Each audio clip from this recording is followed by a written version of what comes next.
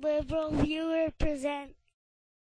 So I've never used any profanity myself in my YouTube videos, though you will hear some profanity in this one, and I do accept that as a private company, YouTube has a right to set whatever content standards it wants, but I was still disappointed this month to see YouTube institute stricter rules disfavoring profanity and sexually suggestive conduct, apparently to placate advertisers and become more like the broadcast networks that are subject to government regulation by the FCC.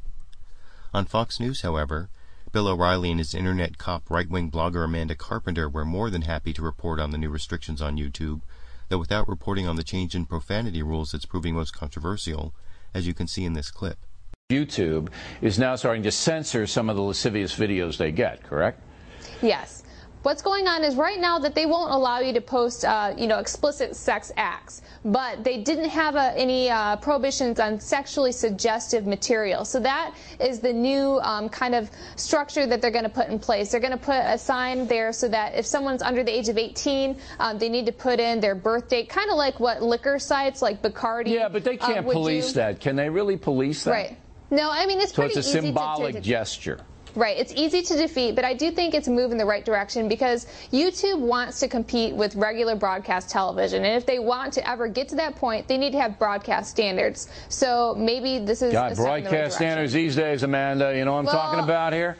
O'Reilly Factor's good. And people go to YouTube to see this kind of stuff. Now, not only did Bill O'Reilly and Amanda Carpenter completely focus on the minor change in the treatment of sexually suggestive conduct, conveniently allowing O'Reilly to run the very booty-shaking videos he's decrying, but the Fox News analysis skipped right over the change in profanity rules.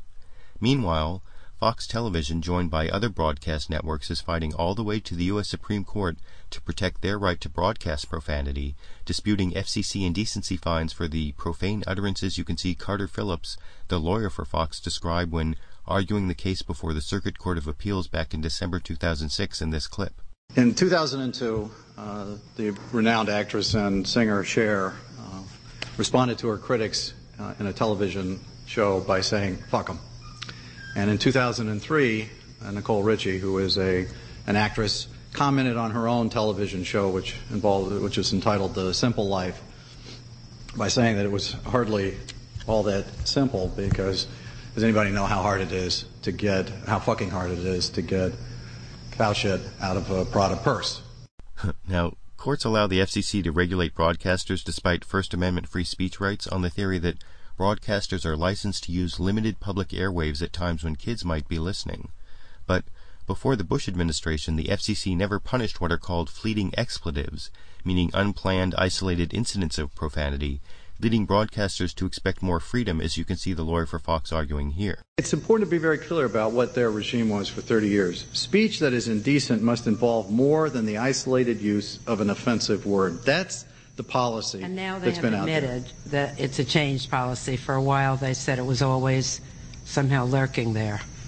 Well, they say that it's somehow always been lurking there, but I can assure you from the network's perspective, it has never been assumed that there was any potential risk. And indeed, if you look at the 1987 Pacifica order, which specifically approves, against an indecency charge, the uses of the phrases "motherfucker," "eat shit," and "fuck the USA," and walks away from them and says those aren't indecent.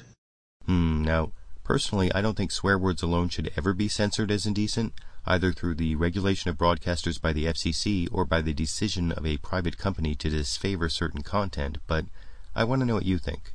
Should YouTube really be fighting to become more like the broadcast networks in its treatment of profanity, at a time when the broadcast networks are fighting in the U.S. Supreme Court to become more like YouTube? And on the more basic question, wasn't there value in showing exactly what that lawyer for Fox argued in court like I did in this video, which would be bleeped out and lost if the same material were to air on broadcast TV? YouTube, you decide.